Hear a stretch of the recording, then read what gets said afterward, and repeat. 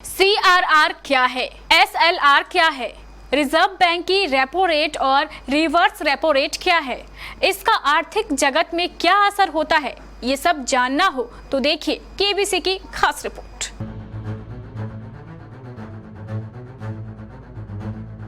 Reserve bank के governor Shaktikanta Das ने बुधवार को अचानक प्रेस कॉन्फ्रेंस की। गवर्नर दास ने कॉन्फ्रेंस में बताया कि रेपो रेट को 0.40% बढ़ाने का निर्णय लिया गया है।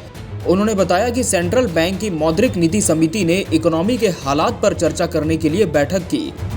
इस बैठक में MPC के सदस्यों ने एकमत से रेपो रेट को 0.40% बढ़ाने का फैसला लिया। MPC ने यह फैसला बेकाबू होती महंगाई के कारण लिया। RBI गवर्नर ने MPC की बैठक के बाद मीडिया को संबोधित करते हुए कहा कि मार्च 2022 में खुदरा महंगाई तेजी से बढ़ी और 7% पर पहुंच गई। खासकर खाने पीने की चीजों की महंगाई के कारण हेडलाइन CPI इन्फ्लेशन यानी खुदरा महंगाई तेजी से बढ़ी है। इसके अलावा जियोपॉलिटिकल टेंशन ने भी महंगाई को बढ़ाया है। आपको बता दें कि रूस और यूक्रेन के बीच महीनों से जारी जंग के कारण गेहूं समेत कई अनाजों के दाम बढ़ गए हैं। इस तनाव से ग्लोबल सप्लाई चेन पर भी बुरा असर पड़ा है। रिजर्व बैंक की MPC ने रेपो रेट के साथ ही कैश रिजर्व रेशो को भी 0.50% बढ़ाने का फैसला किया। गवर्नर दास ने बताया कि ब्याज दरें बढ़ाने का फैसला मध्यम अवधि में इकोनॉमिक ग्रोथ के प्रोस्पेक्ट को मजबूत बनाने के लिए लिया गया है। उन्होंने कहा कि ग्लोबल इकोनॉमिक रिकवरी अब मोमेंटम खोने लगी है। रिजर्व बैंक MPC ने रेपो रेट बढ़ाने के अलावा स्टांस बरकरार रखने का भी फैसला किया। हालांकि रेपो रेट बढ़ने से आम लोगों की जेब पर चोट तय है। पहले से महंगाई की मार झेल रहे आम लोगों के बजट में अब बड़ी EMI सेंध लगाने जा रही है। सेंट्रल बैंक के इस फैसले के बाद होम लोन और कार लोन समेत सभी प्रकार के कर्जों पर ब्याज की दरें बढ़ जाएंगी, जिसके कारण EMI की रकम बड़ी हो जाएगी। गौरतलब है कि इसके पहले 8 अप्रैल को वित्त वर्ष 2022-23 के लिए रिजर्व बैंक की पहली मॉनेटरी पॉलिसी रिव्यू मीटिंग हुई थी। उस समय रिजर्व बैंक ने रिकॉर्ड लगातार 11वीं बैठक में रेपो रेट और रिवर्स रेपो रेट को पुराने स्तर पर बरकरार रखा था, लेकिन बदलने का संकेत भी दे दिया था। उस समय RBI के गवर्नर शक्तिकांत दास ने कहा था कि महंगाई कोई बड़ा रिस्क नहीं है, केंद्रीय बैंक का इकोनॉमिक ग्रोथ पर फोकस है। अब आप सोच रहे होंगे कि आखिर ये repo rate, reverse repo rate, CRR और SLR क्या टर्म्स हैं जिससे लोन और अन्य संबंधित चीजों पर इसका इतना प्रभाव पड़ता है। तो चलिए KBC न्यूज आपको संक्षेप में ये समझाने जा रहा है। रेपो रेट, आसान शब्दों में अगर बात हो तो रेपो रेट का मतलब है रिजर्व बैंक द्वारा अन्य बैंकों को दिए जाने वाले कर्ज की दरें। बैंक इस चार्ज से अपने ग्राहकों को लोन प्रदान करती है। रेपो रेट कम होने का अर्थ है कि ग्राहक अब कम दामों में भी होम लोन और व्हीकल लोन जैसे लोन के कर्ज के दर सस्ते हो जाएंगे। रिवर्स रेपो रेट, जैसा कि शब्द से ही अर्थ साफ है, इसका अर्थ उस रेट से है जिस पर बैंकों को उनकी ओर से RBI में जमा धन पर ब्याज मिलता है। रिवर्स रेपो रेट बाजारों में नकदी के लिक्विडिटी को नियंत्रित करता है।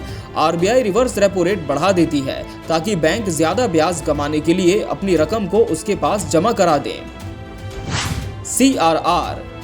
CRR का अर्थ उस धन से है जो हर बैंक अपनी कुल नकदी का कुछ हिस्सा रिजर्व बैंक के पास रखता है। SLR, नकदी के लिक्विडिटी को कंट्रोल में रखने के लिए SLR का इस्तेमाल किया जाता है।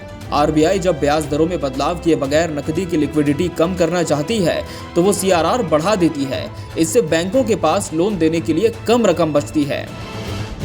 वर्तमान में क्या होगा असर? रेपो रेट में एकमुश्त 40 बेसिस पॉइंट और CRR में 50 बेसिस पॉइंट की वृद्धि की गई है। साल 2022 के बाद ये बढ़ोतरी हुई है। रेपो रेट बढ़ने से ब्याज दरें बढ़ने की संभावना है, जिसका सबसे बड़ा असर EMI पर होगा। लोन पर EMI की राशि पहले से बढ़ जाएगी। हालांकि फिक्स डिपॉजिट के ग्राहकों के लिए खुशखबरी है, अब नई FD पर पहले से अधिक रिटर्न मिलेगा। ऐसा देखा गया है कि जब भी ब्याज दरों में बड़ा उछाल आता है तो सबसे पहले शॉर्ट टर्म और मीडियम टर्म ब्याज दरों में वृद्धि होती है। लॉन्ग टर्म की ब्याज दरों के बढ़ने में अभी समय लगेगा और आने वाले दिनों में ही इसमें बढ़ोतरी देखी जा सकेगी, लेकिन शॉर्ट टर्म और मीडियम टर्म के ब्याज में बहुत जल्द बढ़ोतरी होगी। इस हिसाब से अगर आप नई FD लेना चाहते हैं या पुरानी FD को रिन्यू करना चाहते हैं तो अच्छा रहेगा कि शॉर्ट टर्म FD लें। 1 साल या उससे कम की FD लें तो उस पर फायदा होगा। इससे फायदा होगा कि आपकी जमा राशि अधिक महीने के लिए लॉक नहीं रहेगी।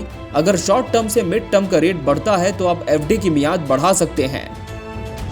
लोन पर क्या होगा असर? अगर आप लोन लेना चाहते हैं तो जल्द ले लें, क्योंकि बाद में उसकी दरें बढ़नी तय हैं। इस बार की बढ़ोतरी आम निवेशक से लेकर बैंक और फाइनेंस कंपनियां सबके लिए बुरी खबर है।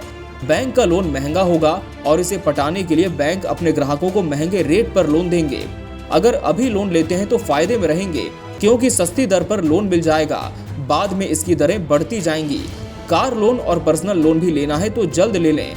ऐसे लोन फिक्स रेट लोन होते हैं। अभी लोन की दरें कम हैं, इसलिए कम ब्याज पर लोन मिल जाएगा। आगे तक वही दर बनी रहेगी, लेकिन बाद में चूंकि लोन की ब्याजें दर बढ़ जाएंगी, इसलिए आपका लोन भी महंगा हो जाएगा। लोन सस्ता चाहिए तो अभी ही लेना होगा। होम लोन की बात करें तो इसमें अधिक फायदा नहीं होगा, क्योंकि अधिकतर लोन फ्लोटिंग रेट पर होते हैं। मौजूदा ग्राहकों की दरें भी बैंक की दरें बढ़ने के साथ बढ़ जाएंगी। अभी जिस रेट पर चल रहा है वो तब तक बना रहेगा जब तक बैंक अपनी ब्याज दरों में बदलाव नहीं करते। ऑटो लोन और पर्सनल लोन की दरों में बदलाव नहीं होगा, क्योंकि ये दरें फिक्स्ड होती हैं।